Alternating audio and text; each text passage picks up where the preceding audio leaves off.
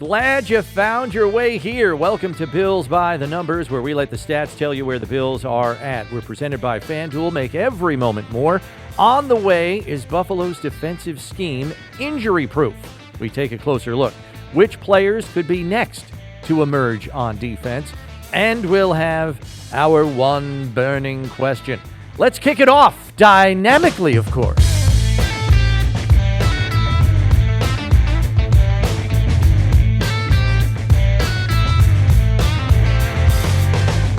Happy to have you join us here on Bills by the Numbers. He is Bills Hall of Famer Steve Tasker. I'm Bills insider Chris Brown. And after 2 games played, Buffalo's defense has already lost their 2 starting linebackers, 1 a former All-Pro, and their second-team All-Pro nickel corner. And in the grand scheme of things, it hasn't mattered. Buffalo's defense has been able to shut the door on each of their first 2 opponents, allowing just 3 second-half points to Arizona in Week 1 and just 10 total to the Dolphins. They've got 4 takeaways, 6 sacks, 5 total turnovers on downs. Why has the defense not missed a beat with arguably their 3 best defensive players missing? There's a couple of things in this, I think. One, the culture here in the building and around One Bills Drive is that they get these guys ready. Plus, it's early in the season, so all the guys on the roster have been taking reps during training camp. Yeah. It's been a rotation thing, so they're fresh. It's not like they've been sitting on the shelf until week 10 watching the guys take reps. They've all been on the field, and they've worked in different combinations and stuff. So they're probably more ready at this point to get in, which is usually when they never get in a season. Usually you get injuries throughout, but this little rash of injuries they've had right to the middle of their defense caught them all at the same time, so they're all kind of fresh and ready to go. That's one thing. Second thing is it probably will matter at some point. This culture, and I will say this about Sean McDermott. We talked about it. They get guys that are ready, and they coach around their talent and prop their talent up as good as any coaching staff in the league. I think Bobby Babich has shown a real ability to help his team out, and maybe we're not giving Bobby Babich enough credit here. And this is a team that is churning out turnovers, interceptions, holding teams down on points, no big plays allowed. Fourth down stops. I mean, they have been impressive, and I think you got to give Bobby Babich a couple of flowers here early in his defensive coordinatorship and play calling. That wow, he's kind of got a knack for this. It seems like. Yeah, I've said it till I'm blue in the face. Player development here with this coaching staff under Sean McDermott has been exemplary and arguably the best in the league. And we see evidence of that when backup players come in, and there is quite literally no drop-off. But I think secondarily, we do have to recognize the fact Cam Lewis is in his 5th season in this defense. Jamarcus Ingram, though 2 of his seasons were on the practice squad, is in his 4th season on this defense. And Balin Spector is in his 3rd season on this defense and played with Dorian Williams on the 2nd unit all of last year. Right. So you have guys that are well-versed in the system as well, and that obviously pays dividends, as we have seen through the first 2 weeks of the season. What is it about Buffalo's defensive scheme, though, Steve, that allows players, even reserves, to be productive and effective? Is it the scheme, or are there other variables here? I think, it's a little bit of the scheme, because coaching staffs know they've got to give guys stuff they know they're confident in, and have proven in practice and in the run-up to the game that they're confident in the system and in the play calls. But also another thing I think is the culture. So it's as much about the atmosphere in the building as it is about the X's and O's. We've talked a lot about Sean McDermott having this idea that he wants every player in this building to play their best here and give each player individually, whatever the atmosphere is, a chance to have fertile ground to thrive in. Mm-hmm. I think that is as important as anything, because when a player goes out there and he's playing with the right mindset in the right atmosphere and he's prepared in a way that makes him feel empowered and ready and prepared, I mean, the team's morale, or any group's morale, is the highest when they're the most prepared and they know it. Yeah. That kind of atmosphere in this building they're plugging these guys in, and they're like chomping at the bit to say, yeah, this is my chance, and that's exactly the kind of mindset you want. So the X's and O's are one thing, and they've been great. But the mindset of these players when they get on the field has been spectacular, and it showed. And just to elaborate on that, what that means is they have drilled into players, whether you are in the starting 11 or you're second on the depth chart, be ready to be a starter here because it's a 100% injury sport. We will need you at some point. Be ready for your opportunity. That is the expectation. And if you heard Balin Spector talking to the media this week, he said exactly those things. Yeah. So it's not only been drilled into them, they speak it now one last, and live it and execute it. One last thing about that is that they have got these guys. Yes, you got to be ready, but also even at the bottom of the rosters, not just the secondary guys. If you have a great week of practice, if you've been stacking good practice on top of good practice on top of good practice, this means like now, at this point of the season, this coaching staff will reward you by getting you on the 53. If you're on an uptick, if you're playing well, making great catches, running great routes, making great tackles, taking great angles, making good pass rush, whatever position group you are a part of, if you're elevating your game during the week, you're going to get rewarded. That in and of itself is a brilliant move by giving a guy, say, listen, you're playing too great. We're going to give you a chance to show it now. You're going to go out and you're going to cover kicks for us, and you're going to be ready on the sidelines if somebody gets injured.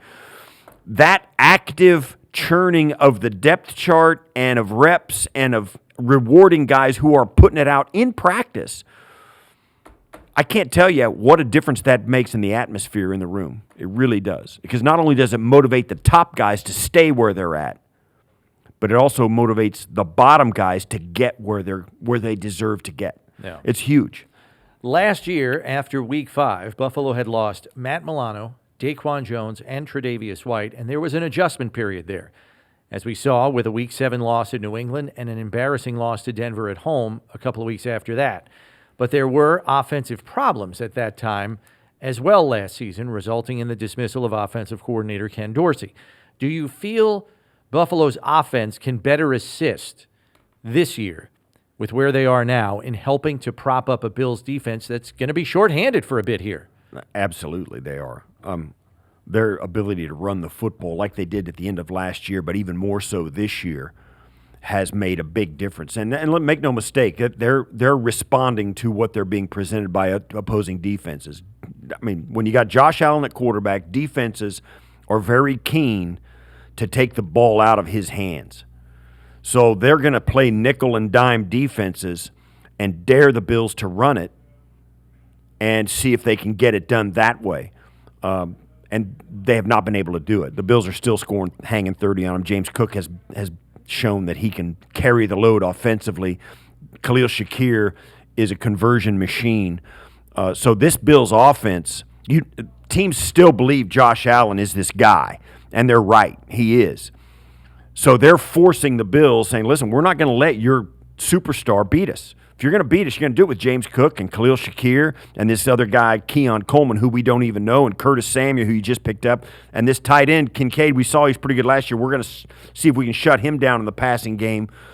But we're keeping 2 high safeties. We're playing 6 guys in the box, and we'll dare you to continue to run the football throughout the game. And the Bills' offensive line has pushed people around. That's it right there in the nutshell. First 2 weeks of the season, that's where I think this team is. Yeah, that is the difference. The difference is Buffalo has other answers on offense they can turn to help their defense. Josh does not have to be heroic every week.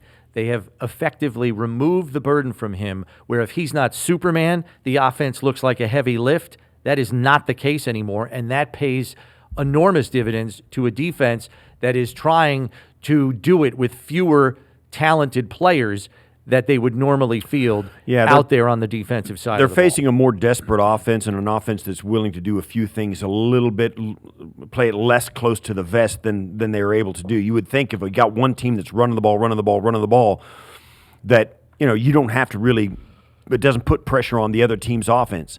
Except that the Bills are pretty efficient. They're hanging 30 points, and they're getting a touchdown here and a field goal there, and now another touchdown and another field goal. So they're putting points up on the board, and all of a sudden the opponent's offense is like, we got to keep up.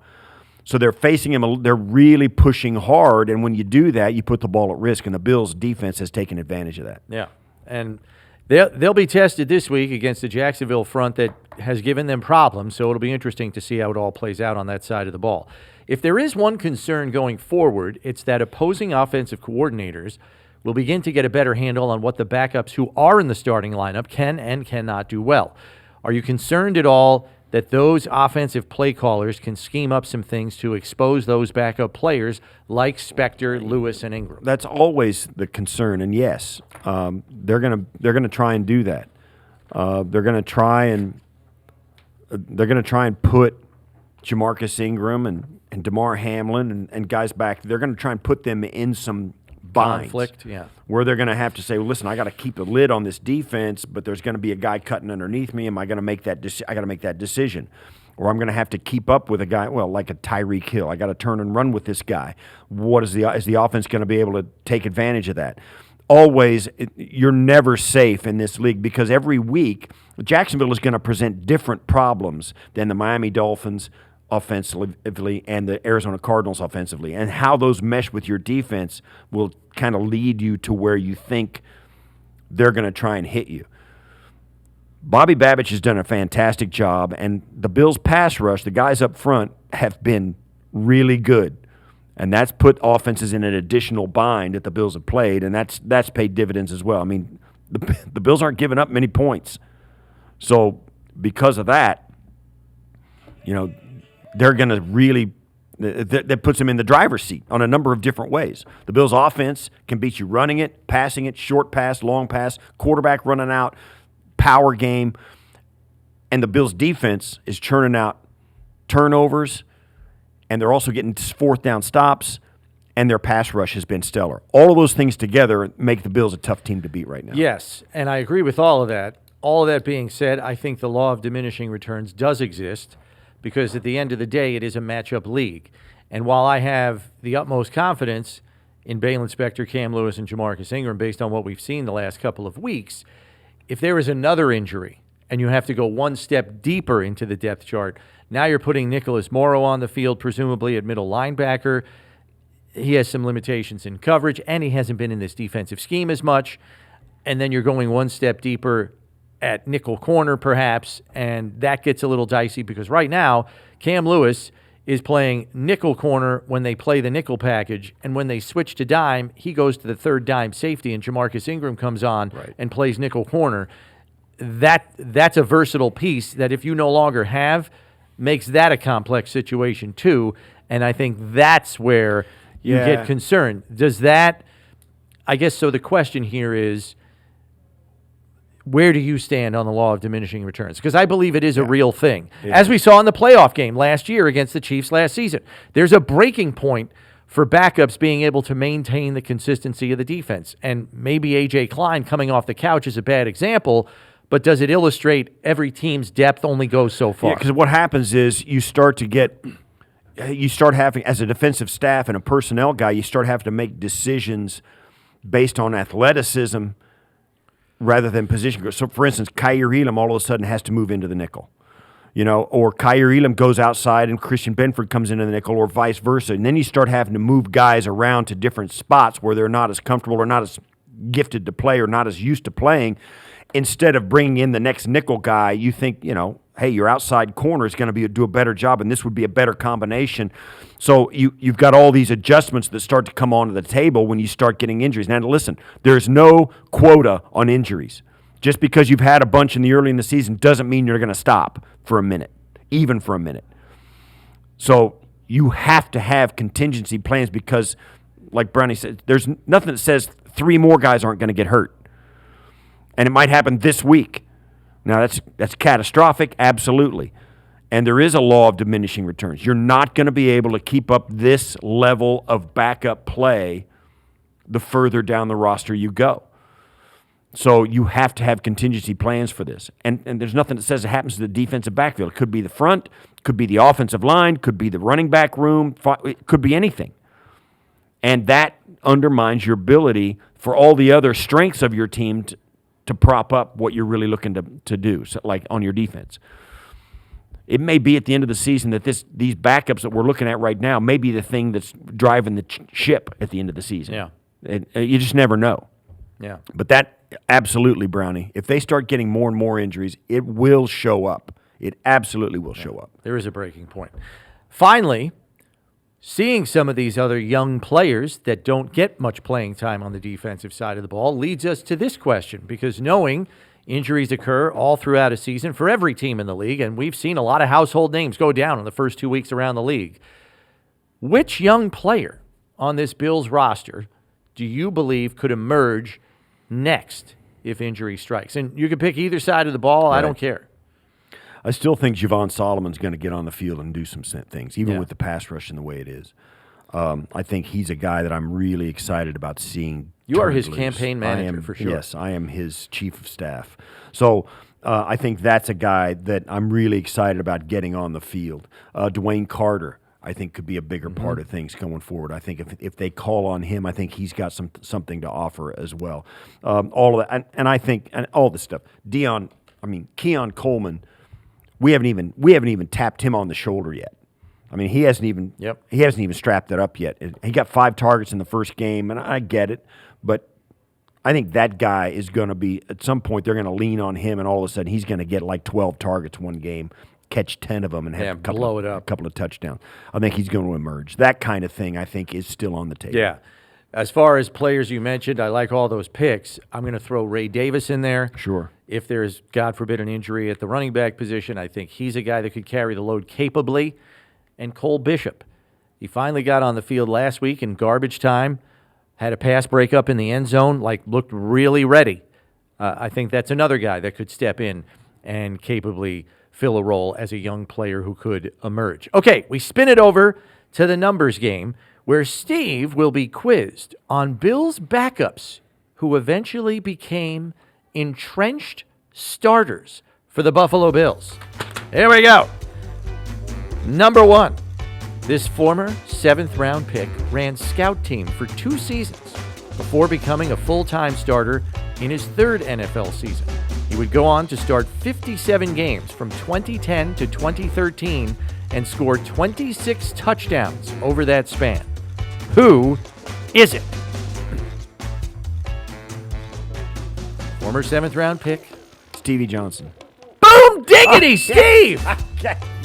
Well done. Stevie Johnson is 100% correct. I knew. All right. Back up to entrenched starter number 2. This former undrafted player out of Arkansas toiled on the Detroit and Buffalo practice squads for 3 years before transitioning to a different position on the opposite side of the ball to start 50 games for the Bills from 2007 to 2012. Detroit and Buffalo he's from Arkansas. Wow. And, okay, started... Transitioned to a different position on the opposite side of the ball and started 50 games for the Bills between 2007 and 2012. Lorenzo Alexander. It is not Lorenzo Alexander. That's a good guess. At least he played on both sides of the ball. Yeah. That's a hard one. I have a bad feeling that you're going to be disappointed if you don't get this one.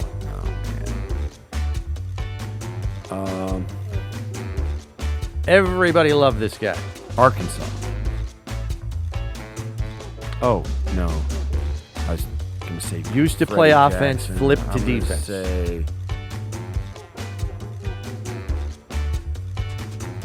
I'm going to say I'll never get it. Well, who is it? You want to get? You want another guess? No. No? George Wilson, the Senator. Wow. Went from wide receiver. I never would have gotten George Wilson. Really? I never would have. You remember George Wilson, I though? do remember George Wilson. Went from wide receiver to safety, had the interception return for a touchdown George against Wilson's, the Cowboys on Monday night. George Wilson's definitely a CEO of a Fortune 500 company right? The Senator, George Wilson. All right, number 3. Guy. This former 3rd-round pick was a backup and couldn't crack the starting lineup until his 3rd NFL season with the Bills. He would go on to start in 41 games at linebacker before his career was cut short by a series of injuries in 2008 after he left the Bills and signed with Tampa Bay. Former 3rd-round draft choice. linebacker. Yeah. Man, oh man. And his career was unfortunately over by 2008. The drought crushes me, man. It's just like a big gray haze when I think giant back on abyss. it. It is. It's an abyss. Linebacker. He could not get on the field because they had players like Takeo Spikes, Right. London Fletcher, Jeff Posey. This guy was a third-round draft choice, athletic player, played a lot on special teams, finally cracks the lineup, and played well. I can't think of anybody like that. Angelo Crowell. Dude. You don't remember him? That's the first time I've heard his name since 2008. Okay. Question. Bless his heart. I apologize, Angelo. Question number 4, or player number 4. A former undrafted player who made the Bills roster as a rookie out of Tennessee did not earn a starting role at cornerback until his 4th season with Buffalo. After starting for 2 seasons with the Bills, he signed a big free agent deal with New Orleans, where he won a Super Bowl with the club in 2009. Nickel Roby. It is not Nickel Roby. He played college ball at USC. I didn't know that. New Orleans. Cornerback out of Tennessee. Didn't start until his 4th season here. Had two good seasons, and then signed a big money deal with New Orleans. And then won a Super Bowl in 2009 with them. I did that Super Bowl.